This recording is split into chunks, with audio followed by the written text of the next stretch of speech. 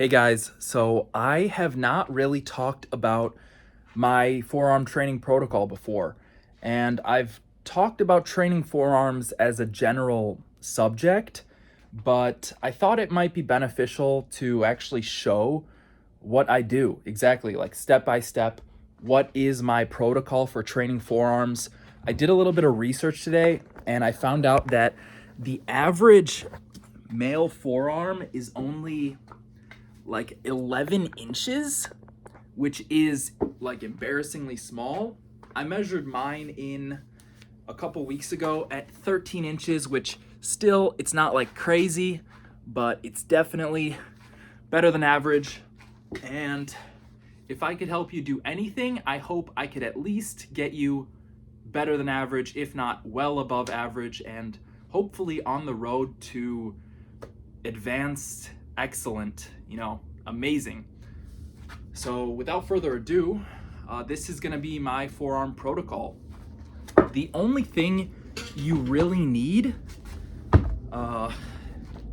is a judo belt. So that's a lie. You're gonna need some weights. If you have a gym membership, that'll be great.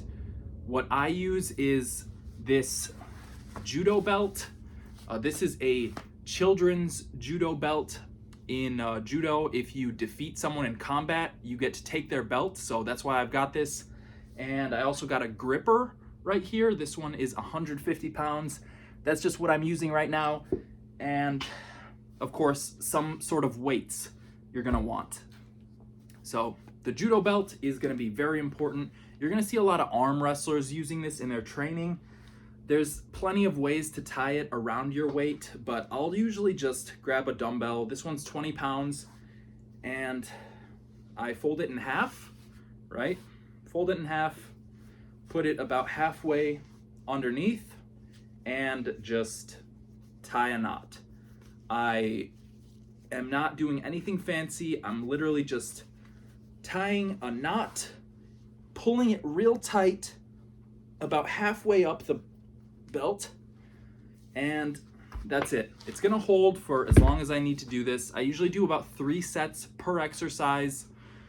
If you are doing something like calisthenics, handstands, if you're using a pull-up bar and you're holding on that, if you're doing push-ups, this is all gonna work your forearms and your wrists. So already it's gonna grow. But if you're into bodybuilding or arm wrestling, it's gonna be extremely beneficial to do something supplementary like these exercises here. So stay tuned and click that link below to work one-on-one with me. So first off, I'm starting off with something I actually don't even know what this is called. I call them rising curls. I heard someone else call it that. I believe it was Relentless Roger, at Relentless Roger. And it's basically just like, if you have a paintbrush, if you imagine you have like a paintbrush and you're just like going like this, you're like painting, you're just moving your wrist up and down. It's this like extensor or something on the where your thumb is, you're just doing this motion. And I got my weight here, right? I usually grab it like right here, somewhere where I don't know if you could see. So I got it like this, right? And then I'll grab it like here, just because then I have a lot of slack on the other end. It makes it really easy. The weight's not gonna touch the floor. It's not gonna stop you. And I just lift it like this, right? I put it right here on my hand, and really simply, I just hold on tight, and I prop my hand on my knee, maybe the elbow on the knee, and from here, I just move my wrist up and down. 4, 5, 6.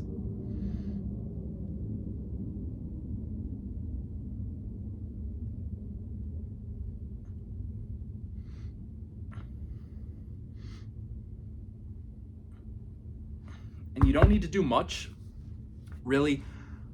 Okay, so I said that. What I mean is you really shouldn't be taking these to failure. Your wrists are extremely complicated joints, and you don't want to take them to failure. From my experience, you could definitely get injured, you could pull something, and it could set you farther back than doing the extra few reps would have ever put you ahead. So The wrist and the elbow, definitely be careful. I like to do a lot of reps with these with the weight that I'm comfortable with, and just get a pump in there. I want to get a lot of blood flowing through there. I want to fill it up with blood, get a lot of reps, take a break. I usually superset these exercises, so since it's like set up like this, I will just train one arm and then the other, and then I'll do another exercises with the first arm and then with the other one. So now I'll do my left arm and I just do the same thing. And once you get the hang of these aren't too bad. At the start, they're kind of hard. I'm doing about 20 reps here with the 20-pound dumbbell tied to the judo belt. I'm not even keeping track right now, but yeah, so that's the first exercise. I call them rising curls. I don't actually know what it's called. Then I grab my gripper, 150 pounds, and you want to get a good placement on your hand, right? And you just squeeze it, right? Again, for pretty high reps.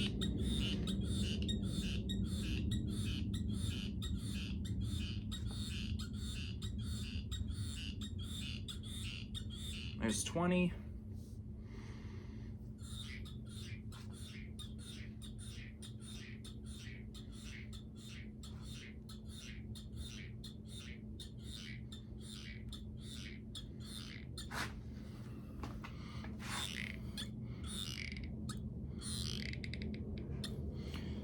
And I just superset them. So I might take a little break in between, but I move on pretty quickly. First exercise, second exercise, back to the first one, back to the second one. So I go right back to these rising curls. Once the belt is set up, it's really easy to just jump into it. You know, just grab onto it where I want to grab the belt, prop my elbow on my knee, lift up the weight, and you're ready to go. Once you start doing these, if you do lightweight for really high reps, not too long ago, I was doing 50, 60, 70 reps with lighter weight, and it just lights your forearms up. Right now, I'm going for more of a sort of hypertrophy sort of thing, building a little more strength, and so the reps are a bit lower, but still, I get a pretty good burn in there, and I love it. I love it. It's just, you don't want to overdo these because you could definitely hurt your wrist.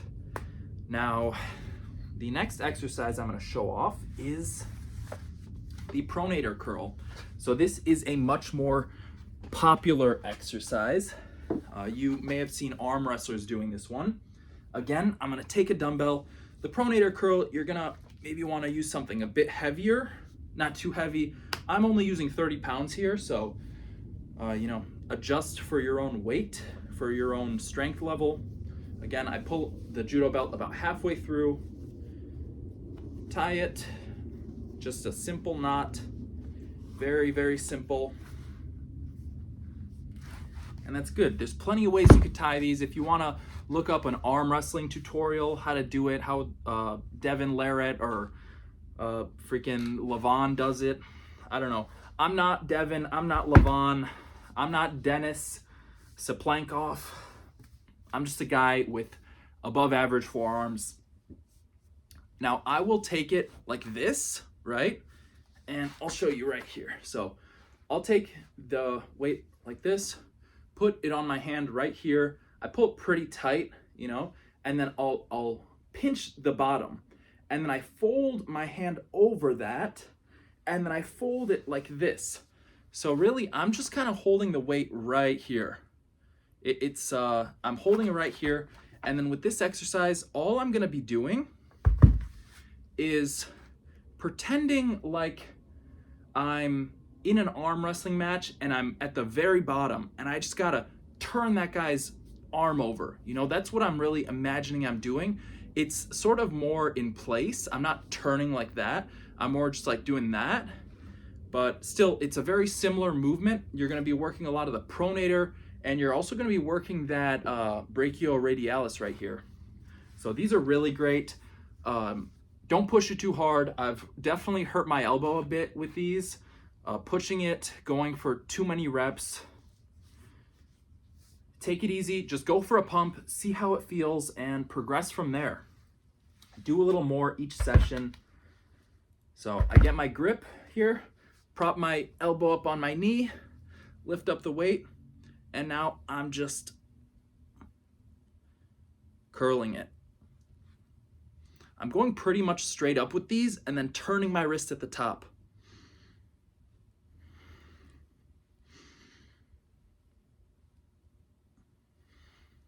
You're gonna wanna go pretty much straight up, or else the weight's gonna be jostling around, and you wanna make sure you tie it kind of high up just so it's not hitting the ground.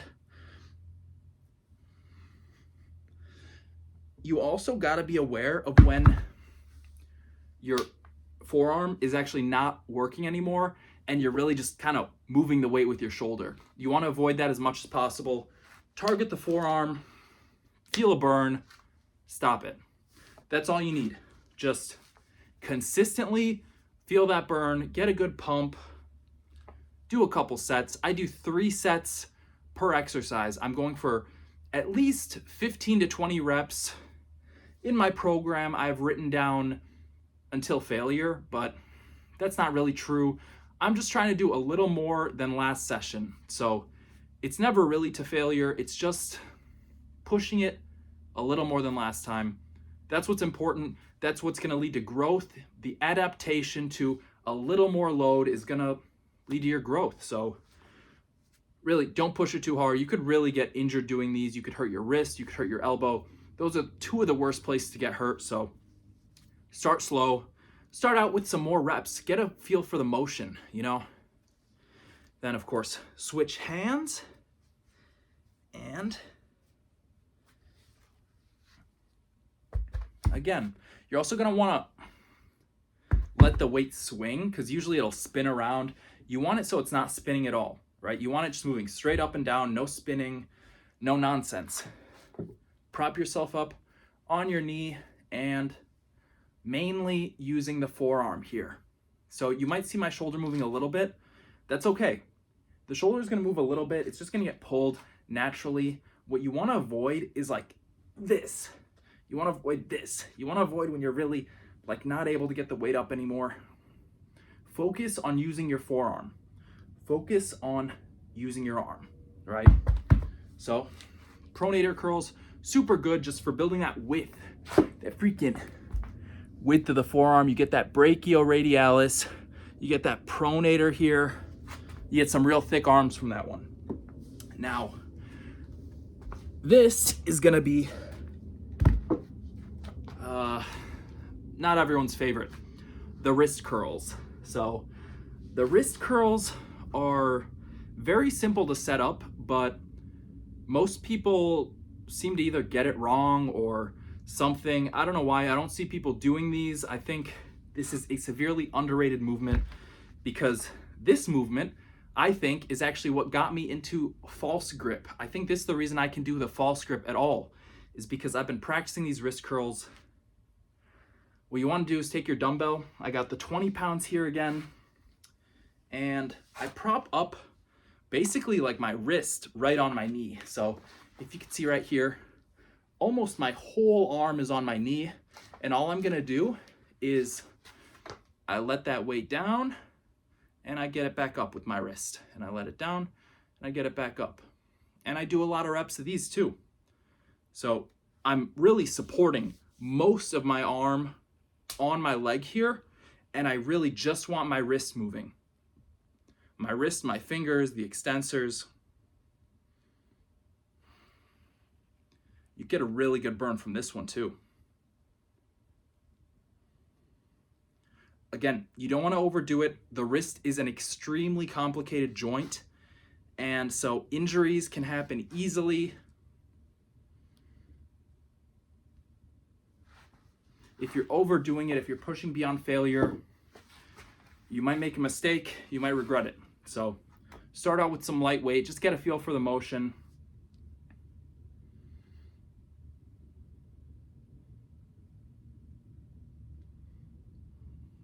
I used to really hate these, but since my wrists have gotten stronger, I've actually just really started to appreciate them for what they are. You could do a lot of reps with these, but once you start feeling that fatigue, once you start feeling a pump, give it a break, take a little time off.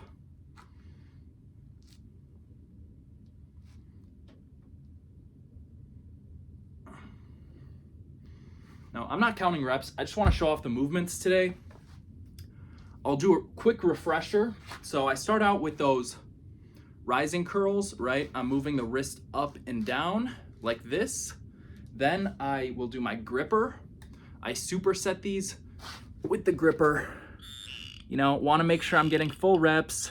If I can't do the full reps, don't even bother. What I will actually do specifically with forearm training to actually even out the equation that is my body is my left side's a bit weaker. My left arm's a bit weaker, so I always start with my left arm. Whatever reps I can manage to get, I just do the same with my right arm because I know I can. I know this side's stronger. I could do the reps. If I start out with this side and I push it like almost to failure, I might not be able to get the reps with this side. So I always start with the left side. I see where I'm at, and then I know, okay, I did 20 reps, I'll do 20 with this side. I never do more. I want an even balanced equation.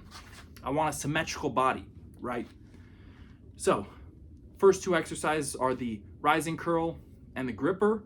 I'll do 3 sets of each and I'm alternating. So left arm, rising curl, right arm, rising curl, left arm gripper, right arm gripper, 3 sets of each, pretty high reps, like more than 10. You want to get a good pump. That's really the goal. You want to fill your arms up with blood, your forearms. You want to get them swollen, feeling freaking juicy and pumped. And that's the goal. You don't want to push these to failure. The exposure to an increased load over time will lead to adaptation. It will lead to growth. If it's taking a while, it doesn't matter. It always takes a while. It's not going to happen quickly. Again, a lot of your other training is going to grow your forearms too. This training is really focused on, honestly, this is about strengthening the whole forearm, right? It's not like I just want, you know, this part for the curls, or I want, I don't know, something for bench press. I don't know. You're going to get stronger forearms doing almost any lifts with your upper body. This is supplementary to that.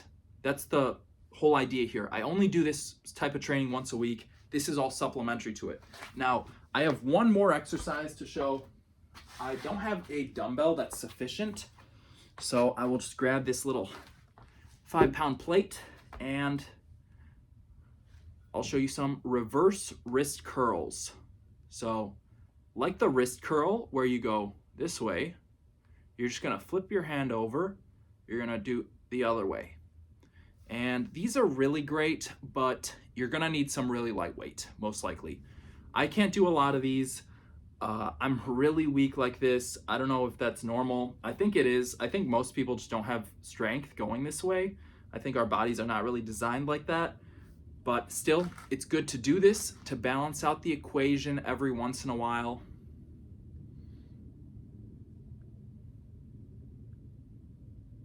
And you really don't need heavy weight. Like even this 5-pound plate is making me struggle. Usually I'll use a little more, but the dumbbells are easier. And that's it. That's all I do for my forearms. That's really it. I also, you know, do weighted calisthenics, just regular calisthenics, push-ups, bench press. This is all gonna work the forearms too. Handstands, that works the forearms amazingly. But if you want to specifically target them, this stuff's gonna be the best. Do a few sets of it, get a good pump, see how it feels, try it out for yourself. I really love this. I've been doing this protocol for a little over a year now, and I mean, my forearms have been loving it. So I got no complaints. My grip strength has increased tremendously. I remember I was struggling to do this when I first got it. I was struggling to do it. Now I can do like 30 reps with the gripper. So that's a huge strength gain. 30x. And that's pretty much it. that's pretty much it. Now, there's some other types of forearm training that you could try. There's the rice bucket, fill a bucket with rice and freaking twist your hand around or whatever. I'm going to look into all that stuff a bit later in this year. I'm thinking about just getting a bucket, filling it with rice. It's going to cost me like $30 or something, but so is a dumbbell. A dumbbell, like, I'm pretty sure this 20-pound dumbbell was probably $30, so a bucket of rice for $30 is not too bad. And yeah, really just anything that gets you squeezing your fist, turning your wrist, it's gonna grow your forearm. Anything, even like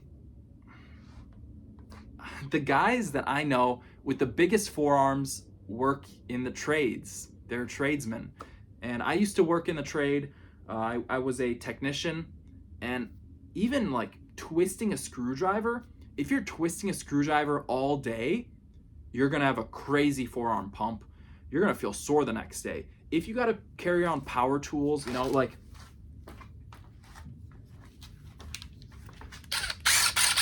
this impact drill, it weighs like, I don't know, 4 pounds. Where's that plate? Where'd I put that? Right here. Yeah, it weighs like 4 pounds. It weighs a little less than that plate. If you're using this thing all day, holding it, drilling holes, pushing it through the wall, if you got a hammer drill, I mean, just naturally, your forearms are gonna blow up. So it's not that complicated. All you gotta do is squeeze your fist, turn your wrist. That's all it takes. This forearm protocol is really mostly supplementary to the rest of my training, but it's been nice, it's been cool. It's gotten me some pretty solid forearms, if I do say so myself. They're not the best in the world, but they're not too bad either. So click that like button if you enjoyed this type of video. It's a little bit different from what I'm normally posting. I'm just gonna post this one raw, no editing, and see how that works, because I've been seeing a lot of this type of content, something more personal, something more authentic. A lot of the over-edited stuff is, I even feel a bit of a disconnect from that kind of content, because I have to go back, I gotta edit it, I gotta, cut down the videos, I gotta then record some sort of narration over it, and it's just a whole different thing. This is more pure, it's more authentic, and really, this is my actual forearm training protocol. So I'll do 3 sets of each exercise. What I actually have scheduled for today is, let me see. Yeah, I'm going in between the 20 to 30 rep range on all these movements. With the pronator curls, I'm doing 35 to 40 reps, but everything else is between 20 and 30 reps. I'm just going for a pump. I just wanna get some freaking blood in there, you know what I'm saying? And as you're exposing yourself to a increased load, just naturally, you're gonna see some growth. Thank you for watching. Click that link below to work one-on-one with me, and I'll see you in the next one. Bye.